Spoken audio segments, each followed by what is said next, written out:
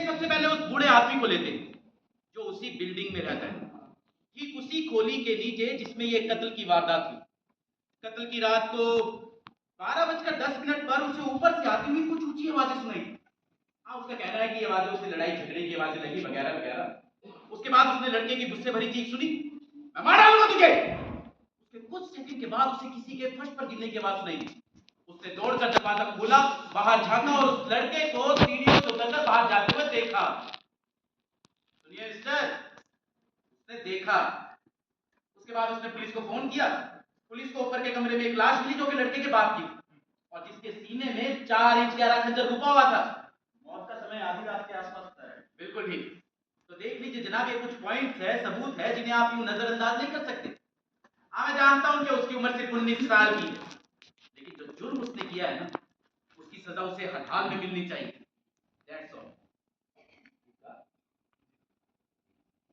देखिए, लड़के ने जो अपने बचाव में बयान दिया है वो मुझे निहायत ही कमजोर नजर आता है।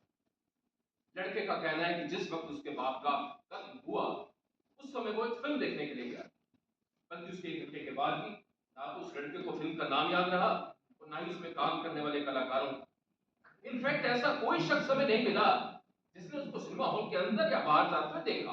और वो औरत जो रेलवे लाइन के पास ठीक सामने वाले मकान में रहती है, अगर उस औरत की गवाही इस लड़के को कातिल साबित नहीं कर सकती, तो मैं कहता हूँ कोई भी नहीं कर सकता। जी बिल्कुल ठीक। वो औरत इस केस का चश्मदीद गवाह है। भाई साहब, अपनी बारी से बोलिए ना। अरे छोड़िए बारी बारी, सुनिए मेरी बात सुनिए आप। एक औरत रात को अपने बिस्तर पर लेटी हुई है, उसे गर्मी के कारण नींद नहीं आ रही।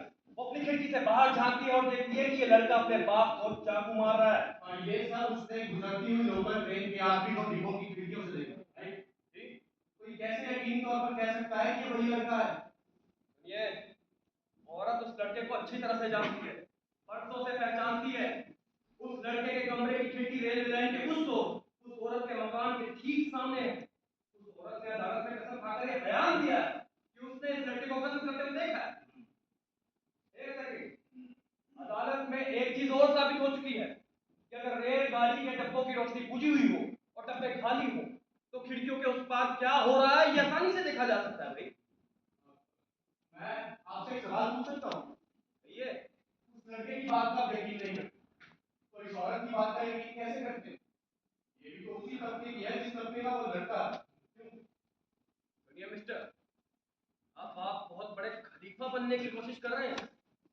मैं कह देता हूँ अपना ये खलीफापन कहीं और जाकर दिखाइएगा आप, वरना मैं आपकी। अरे आप खामखा गरम हो रही थी बातों में। आप अरे शांत रहिए। चलिए कैसे बैठिए जा आप। रहे हैं हम? शांत रहिए भाई साहब, बैठिए ना। भाई साहब, ठीक, मुझे अभी कुछ नहीं कहना। आप ठीक। मुझे ज्यादा तो कुछ नहीं कहना है। दरअसल मैं इस कत्ल की वजह ढूंढ रहा था और मुझे तो शुरू में ही यकीन सा होना शुरू हो गया था। अब देखिए, बिल्डिंग की उसी मंजिल पर रहने वाली औरत ने जो बयान दिया है वो काफी महत्वपूर्ण है। जैसा कि उन्होंने बताया कि घटना वाले दिन, मेरा मतलब शाम को बाप और बेटे में काफी झगड़ा वगड़ा हुआ था। करीबन शाम को 7-1 बजे। उसके बाद वो लड़का घबराता हुआ, 7 बजे नहीं, 8 बजे। 8 बजे। जी, मैं गलत भी हो सकता हूँ। तो उसके बाद बिल्कुल ठीक, 8 बजे।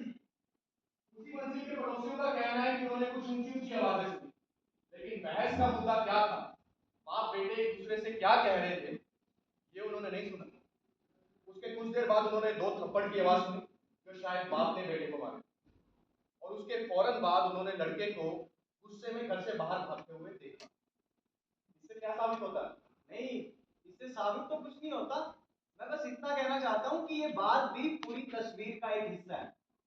मैंने ऐसा नहीं कहा कि इससे कुछ साबित होता है। नहीं, शायद आप ये बताना चाहते हैं कि इससे कत्ल की वजह जाहिर होती है, राइट? देखिए, मुझे नहीं लगता कि ये कोई ठोस वजह है। ये लड़का अपनी जिंदगी में इतनी बार इतने थप्पड़ खा चुका है कि ये सब बातें उसके लिए आम हो चुकी हैं, रोजमर्रा की तरह। मुझे बिल्कुल नहीं लगता कि इन 2 थप्पड़ों की वजह से वो लड़का कत्ल करने पर उतारू हो जाएगा। हो सकता है कि वही आखिरी 2 थप्पड़ हो जहां जब्त की इंतहा हो जाती है। आखिर हर चीज की एक हद हुआ करती है जनाब। जी और कुछ? जी नहीं। भाई साहब, भाई साहब। जी हाँ।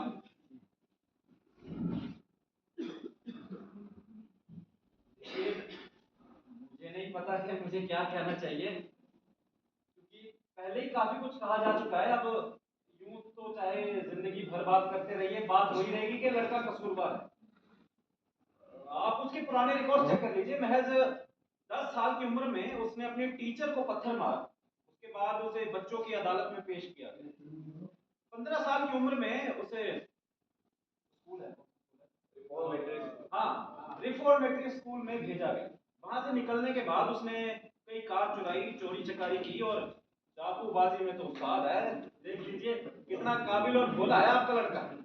5 साल की उम्र से लेकर अब तक उसने अपने बाप से मार खाई रोजाना बिना नागा, और एक आध थप्पड़ नहीं, उसका बाप उसे लाते घूसे सब मारता। हाँ, उसकी जगह मैं होता ना तो मैं भी ऐसे ही करता, ऐसी कमीनी औलाद के साथ। एक मिनट। तो क्या आप इस मारपीट को इस कत्ल की वजह नहीं मानेंगे? जी नहीं, मैं सिर्फ इतना कहूंगा कि इस मारपीट की वजह से वो लड़का एक बहुत ही गुस्सेबाज और झगड़ालू लड़का बन गया। अरे आजकल के सारे लड़के ऐसे हो गए, गुस्से झगड़ालू बिगड़े हुए, पूरी की पूरी नस्ल। क्या कर लेंगे आप, क्या कर लेंगे आप? कुछ नहीं कर सकते। देखिए साहब, इतने बदतमीज हो गए लौंडे, इन लोगों को बात करने की तमीज नहीं है। अरे जब मैं इस लड़के की उम्र में था ना, अपने बाप से हाथ तक मिलाने की हिम्मत नहीं होती थी मेरी। बोलिए आजकल कोई मिलेगा आपको ऐसा? नहीं, बताइए आपको मिलेगा कोई ऐसा? आजकल के पिता शायद इस बात की जरूरत महसूस नहीं करते। लो, जरूरत महसूस नहीं करते। आपके कोई बाल बच्चे हैं? जी हाँ, तो मेरा भी एक बेटा था मुझे लगता है एक बार हम फिर से बेमतलब की बहस करने में लगे हैं। हम लोग यहाँ ये जानने के लिए बैठे हैं कि लड़के ने अपने बाप का कत्ल किया है या नहीं किया, ना कि ये जानने के लिए कि लड़के की परवरिश कहाँ हुई, कैसे हुई, किन हालातों में हुई। हम सब जानते हैं भाई, लड़के की परवरिश जो है वो पिछड़े और निचले तबके में हुई है।